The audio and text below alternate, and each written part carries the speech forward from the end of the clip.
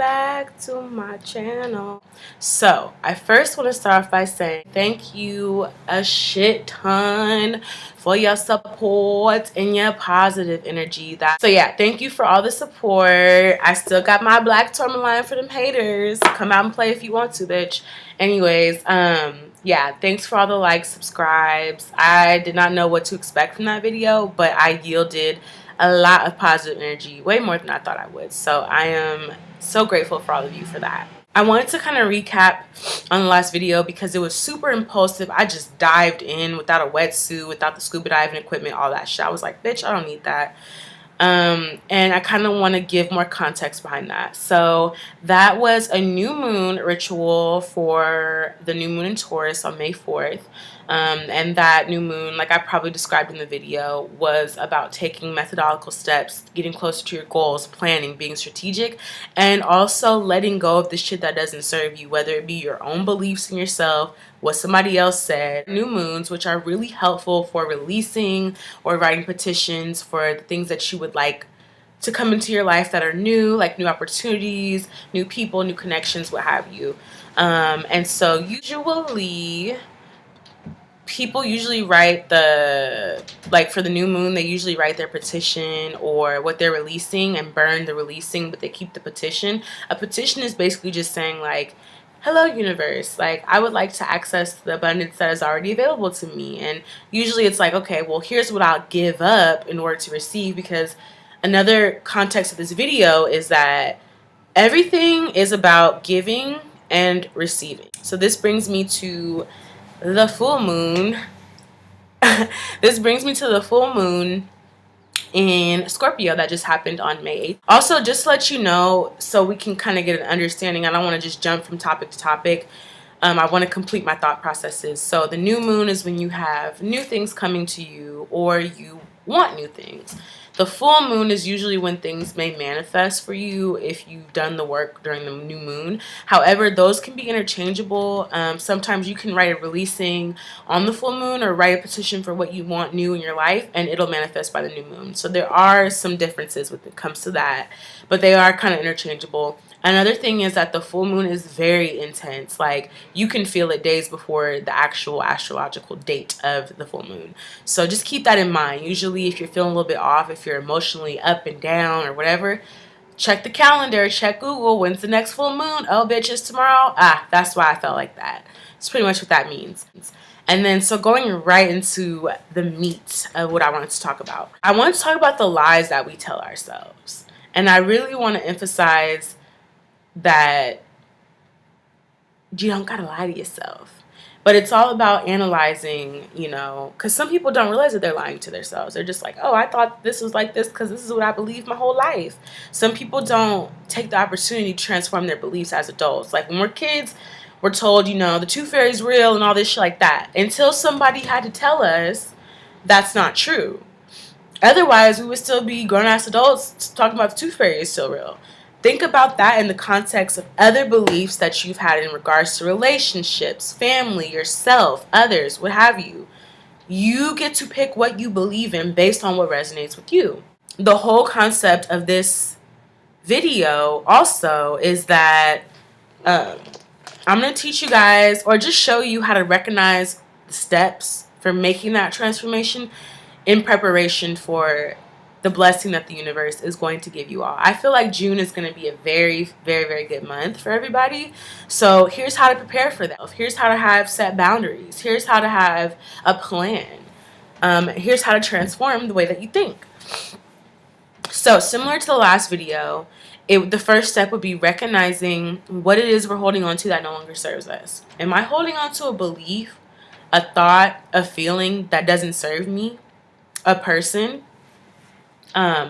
So a lot of the people that, including my family member, my very good sister, are going through these transformations where they're understanding, wow, I was told that the Bible said this, this, this, and this, and now I'm growing up and that doesn't resonate with me anymore. And it doesn't matter how old you are, when you get when you kind of get that confirmation that something ain't right, go with it, because that is leading you to new pathways, new experiences that you are ready for. So recognizing what it is we're holding on to that no longer serves us. So let's say I have a boyfriend and I love him so much and we live together, but he's toxic and it's time for me to go. But in my mind, I'm thinking, well, I'm not going to be anything without him. I'm not going to have a place to live. I'm not going to have this. I'm not going to have that.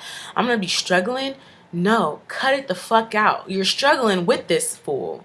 When you sever that fucking cord, imagine how much more free you're going to feel. You're not going to be suffering without him. You're going to be doing better without him or her. You know what I mean? Understanding. So the way that you understand and assess what doesn't serve you anymore is by, these are my little tips. Knowing that the universe is about give and take. Not give and take, give and receive. Take is kind of like forcibly, like you didn't receive it. Nobody gave it or offered it to you. You took it. So give and receive is the proper term for that. But understanding that everything in this world works that way. Nothing in this world works any other way other than that. So if you feel like you're in a relationship that you're not really sure if you should leave or not, assess the situation. 1, what does this person give me? What does this person receive from me? Is what I'm giving to this person the same or worth it for what I'm receiving from this person? Basically assess, are you overextending your energy to this person? Are they giving you similar energy to what you give them? Or is it constantly like you're drained? Like they only come to you to talk about their problems. And then when there's happy news for you, they don't give a shit. You know what I mean? Like peep. You have to really understand and peep. That's how you would assess what no longer serves you.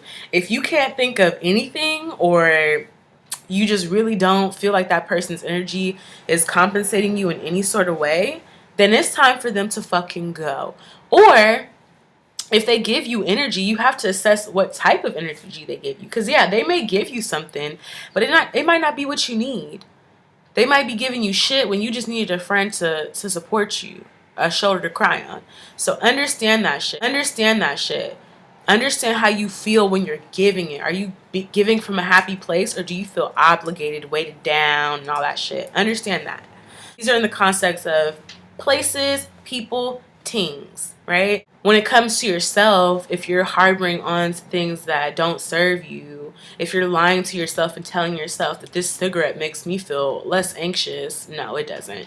It's bad for you. So transforming kind of your perspectives from problems to solutions. For me, the cigarette thing is a real thing. And there was a time where I just was really struggling with it. And I kind of am struggling with it even now, because I'm going to be really honest about it, right? So I've come up with steps to take in order to help myself wean off of it.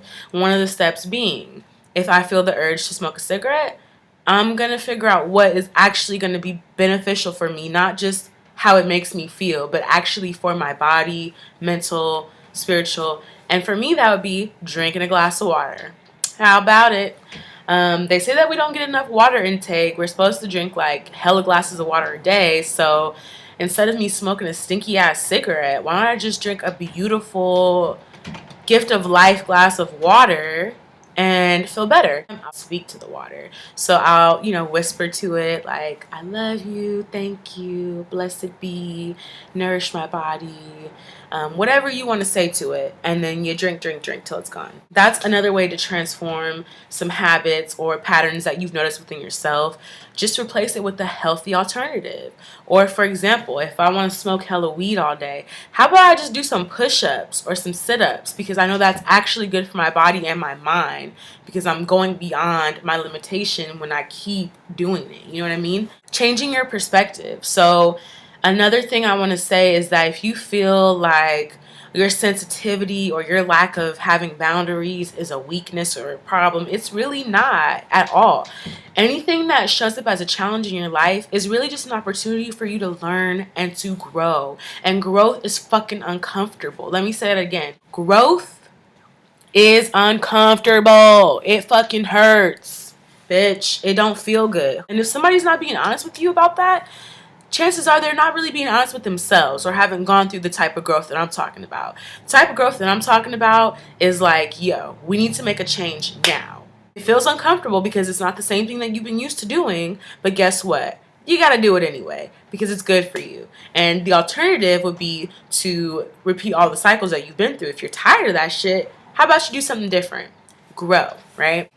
Yo, if I have a boundary about something and I'm telling you my boundary and you're trying to convince me to do otherwise, that's a hard no.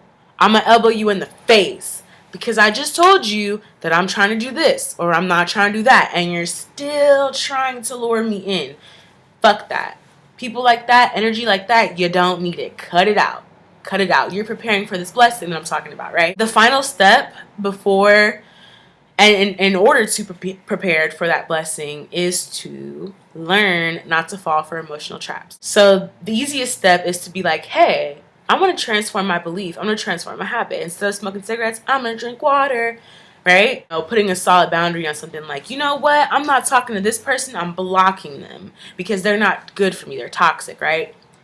That might be really hard, but that's not the hardest part of all. The hardest part of all is not falling back for emotional traps. What are emotional traps, right? Emotional traps can be self-projected or projected onto you. So it's like, hey, Kayla, you know you want to do that, or you know you stressed out. Just take a puff of that cigarette, girl. You know you stressed out. I'm emotionally trapping myself to repeat the same cycles that I was comfortable with. And that's not okay. Similar to if you block somebody or you told them, hey, look, you're not good for me and I don't want you in my life. And they hit you up off some other ass number, some other ass Facebook or some other ass Instagram account. And they're like, hey, like, I know you said that you didn't want me to hit you up, but it could be, oh, my mom just died, or I really need a friend right now, I'm depressed, whatever the case may be. That's an emotional trap. That is manipulation because you've already set that boundary and you're trying to live by it. And this person has come again, and it could even be yourself, has come again to cross that boundary, to get you to go back to those cycles. Once you say yes, don't think that you can say yes and then you can still continue doing what you want to do. When you say yes, you're going back into that cycle because you're letting that person or yourself know that it's okay to let this person come back. It just perpetuates the repetitive cycle. You're not actually creating a new cycle. So I want to say that that's kind of the hardest stage of being prepared for a new blessing. Like I said, that Scorpio moon kind of brought a lot of, the full moon in Scorpio brought a lot of perspective, and a lot of it was surrounding your shadow side, your shadow self. And a lot of these topics I'm talking about are involving your shadow aspects. So that's why I'm like, okay, well, what doesn't serve you? Why doesn't it serve you? Take an analysis, an assessment of what energy that you don't need in your life. And then do this, this, and this. Because that shadow self is going to come up, and it's not to make you frustrated or make you feel like you ain't shit. It's to make you understand that there's another way of doing things. You don't have to keep doing the things that you've been doing. If it makes you feel bad, you don't have to keep feeling bad. If it doesn't make you feel positive, you don't have to keep feeling anything less than. You have the power to change it. Look out for emotional traps and really listening to yourself in the midst of all that that's going on. What do you feel when that person who you blocked off of several different websites contacts you again? Do you feel like you want to rekindle that situationship? Do you feel like you want to continue that? Do you feel like you've been violated and you would just like for this person to leave you alone? So cutting cords is another good thing. If you can't physically talk to that person, if you just got to block them and keep it pushing, make sure to cut that etheric cord, that cord that links you two together. Relationships and friendships and family isn't just, oh, hey, I see you one day and you're gone the next. Even when you're not around, I can feel you. So understanding that spiritually, you have to cut that shit off. It ain't nothing to cut that bitch off. That's what you gotta think. Say it in your head. This is all what you can do in preparation of the blessing that the universe wants to give you. The universe wants you to have this. The universe wants your cup to be filled until you can't fill it anymore. But the universe is also like, hold on, I ain't just giving out free blessings like that for any old body. You got to be doing your work. And the work is setting up those good boundaries, clearing the energy that doesn't serve you from your life, transforming your personal self-sabotaging beliefs, and turning your weaknesses into strengths. That's how you're preparing yourself for your blessing. Simple as that. I wanted to go ahead and give a quick little reading for the month of June. This is my angel deck from, I believe the creator is Doreen Virtue. And we're going to see what the angels have to say. So the first card that I'm going to pull, the position of the card is representation of how you should approach the situation coming to you in June. And the second card's position is going to be what you can do to make the situation work in your favor. And then the third card position is going to represent what you're actually overlooking in the entire situation. This is how I usually do my standard readings. You can hit me up on Instagram if you want a reading. And so my Instagram handle, my main page handle is at black, BLACK _ soul, _ mama, MAMA. And I do make crystal gemstone pipes for healing purposes. That page is at K Love Crystals. It's just one word. It's KAYLOVECRYSTALS. There you go. Hit me up on either one of those pages if you want readings. I am totally available. All right, got the cards. First card represents how you should approach a situation. Ooh, divine timing. That is the first card. I'm sorry that you guys can't see it all the way. There you go. Divine timing. That's how you should approach the situation. Not rushing into anything, not feeling like you have to do something by a certain time or you're going to lose out, but understanding that what is meant for you is always going to be for you. It doesn't matter if you're way the fuck over here and what you need is way over there. It's going to come together in divine timing. So just understand that. Don't get impatient with yourself or feel frustrated or worried, because that actually delays your manifestations. And you could manifest something that you don't want doing that. So make sure, you know, if there's something that you have on your mind, a project, anything, a group, whatever you're trying to do, divine timing, it'll make itself known to you when it's supposed to. This card, ooh, it says new love. It was reversed though. So this is what you can do to make the situation work in your favor. It was reversed. It said new love. That was reversed. So I'm thinking that we need to pour more love into ourselves. It is so cliche, like love yourself, self-love. But it's one of those things that never truly has an end date. You can never love yourself up until this point. Like, it's a continuous thing, just like healing. New love, refresh your version of love. Like, what is your definition of love? What beliefs have you had up until this point that have defined what love is to you? How can you change those beliefs to work more with what you resonate with? And the third card is what you're overlooking, and that is Guardian Angel. You are always protected. You're always protected. Somebody is always praying for you. Don't ever think in your mind that you don't deserve to be here, that you know, did something wrong to deserve the life that you have. Understand that you're always protected. As long as you believe and ask for the help when need be, you will have that.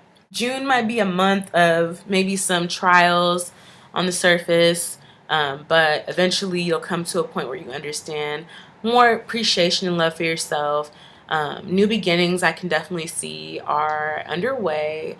Don't forget to be playful. Don't forget to be your youth. Don't forget to express your inner child. Let her out. Let him out. Why are you keeping them in a cage? Because you have to be an adult for your 9-to-5 job? No. Let your energy flow where it wants to go. Thank you for watching my video. I'm definitely going to have some more videos coming up in June. If you follow me on social media, I'll release the dates for that. But yeah, thank you so much for watching, and I hope everyone enjoys. Love you all. Have a beautiful day.